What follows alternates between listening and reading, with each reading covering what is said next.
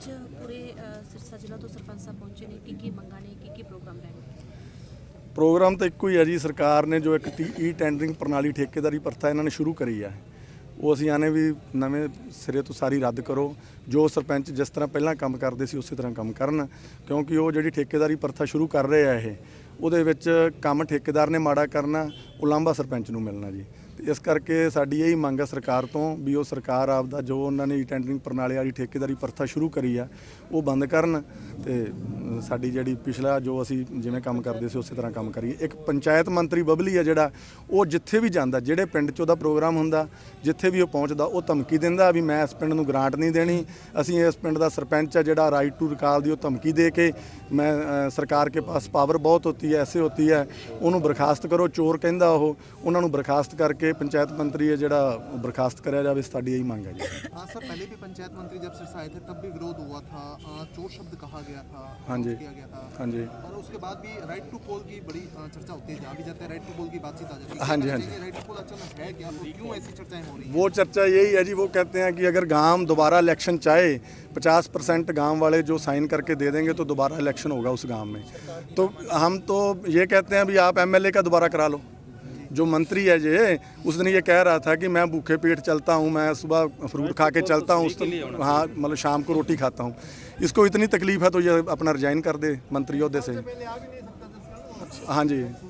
दूसरी बात ये है जी भी वो उस दिन उसने राइट टू रिकॉल वाला जो कह रहा है भी मतलब राइट टू रिकॉल की धमकी दे रहा है, शरेआम धमकी दे रहा है जी। ये सरपंच जो नुमाइंदे चुन के आए उनको शरेआम धमकी है जी। तो इन्होंने अगर इलेक्शन ये राइट टू रिकॉल वाला ही करना तो करवाते ही ना ये। 2 साल पहले इनका ई टेंडरिंग वाली जो प्रथा अपनी चालू करके देखते। और दूसरा एक मेरे को ये बताओ, ये 2 लाख की ई टेंडरिंग करी है, एक MP लैंड है जी, MP ग्रांट देता है, सीधी देता है वो एक्सिन पंचायती राज को 5 लाख तक की, और D प्लान में जाती है वो 10 लाख की। अगर वो दोनों, अगर उसका ई टेंडरिंग नहीं होती तो हमारे ऊपर क्यों लागू है ये 2 लाख वाला? भी जो मंत्री जो देता है अपनी ग्रांट, MP देता है, वो 5 लाख सीधा जाता है पंचायती राज का पास, उसका कोई टेंडर नहीं है जी। और जो D प्लान वाला है वो 10 लाख सीधा जाता है जी, उसकी कोई टेंडरिंग नहीं है। तो अब आगे क्या रहेगा? अब तो आप धरने पे बैठे हैं, हाँ, क्या रहेगा? हम अपना आज CM साहब को ज्ञापन दे रहे हैं DC साहब के माध्यम राय। आगे का जो जैसे भी हमारी हरियाणा लेवल की हम करेंगे अपनी मीटिंग, जैसे भी होगा हम अपना आंदोलन तेज करेंगे जी, जब तक हमारी मांगें नहीं मानी जाती। संतोष बेनीवाल दड़बा कला की सरपंच हूँ और नाथुश्री चोपटा ब्लॉक के एसोसिएशन की प्रधान हूँ। और पहले तो आपका बहुत बहुत धन्यवाद कि आप हमारी आवाज़ सरकार तक पहुँचा रहे हैं। और आगे हम आज धरने प्रदर्शन पे भी बैठेंगे, और जो भी है आज ये टेंडर के खिलाफ DC साहब से मिलना था तो ज्ञापन सौंपने के लिए आई है पहले तो। और उसके बाद सरकार मानती है तो ठीक है, भी जो भी हमारा कोटा था वो 2 लाख से बढ़ा के 20 लाख तक किया जाए। तो सरकार एक बार ऐसे ही मानती है तो ठीक है, नहीं तो हम स्टेट लेवल पे और डिस्ट्रिक्ट लेवल पे भी जाके धरना प्रदर्शन करेंगे और हमारी मांगे मनवा के रहेंगे। और हाँ जी, मैडम नई पंचायत चुनी गई है, काम होने चाहिए थे, लेकिन अब धरने की राह पे जाए, क्या सरकार बेवजह आपको परेशान कर रही है? नहीं जी, सरकार बेवजह परेशान कर रही है। आप काम की बात करते हो तो 2 साल सरकार के अंडर में कोटा रहा है, तो काम करवानी होती सरकार तो 20-20 लाख का उन्होंने जैसे सामान भेजा था हमारे, तो उस टाइम में ये टेंडर नहीं करवाने चाहिए थे, उस टाइम भी करवा लेती सरकार है।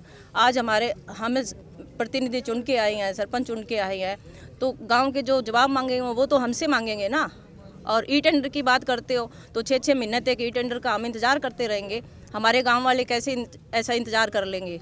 काम करवाना होगा तो एक हम सरपंच हैं गांव के, तो हम जितना जल्दी काम करवाएंगे वो ठेकेदार उतना जल्दी काम नहीं करवा सकते। क्यों कि जो 2 साल है ना उनमें काम हुए, आप हमारे गांव में आके काम भी चेक कर सकते हो कि क्या कुछ करवा रखा है। अभी तक जो सड़कें हैं वो जैसे उखाड़ी थी वैसे की वैसे ही पड़ी है।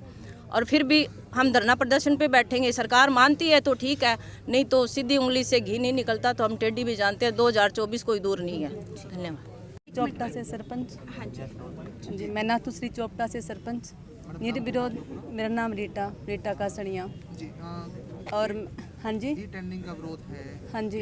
क्यों इसका विरोध क्यों है, वजह बताइए। तो वजह तो भैया आपको दिख रहा है क्यों है, अब बताने की जरूरत है भी क्यों है। नुकसान क्या हुआ था कि लोगों को पता चल रहा है ई टेंडरिंग का भी नुकसान ही नुकसान है, फायदा क्या है इसमें? अगर फायदा होता तो हम सड़क पे आते आज।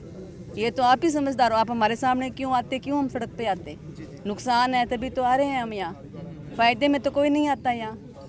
भी यही है, अभी हमारी मांगे पूरी करो सरकार, हमारी मांगे पूरी करनी पड़ेगी और हमारी यही रिक्वेस्ट है, हमें और कुछ नहीं चाहिए, हमें काम करना है। लोगों ने हमें चुन के यहाँ तक भेजा, अगर हम काम ही नहीं करेंगे फिर फ़ायदा क्या हुआ हमारा? फिर हम इस्तीफा दे देते हैं, जो सरकार करेगी।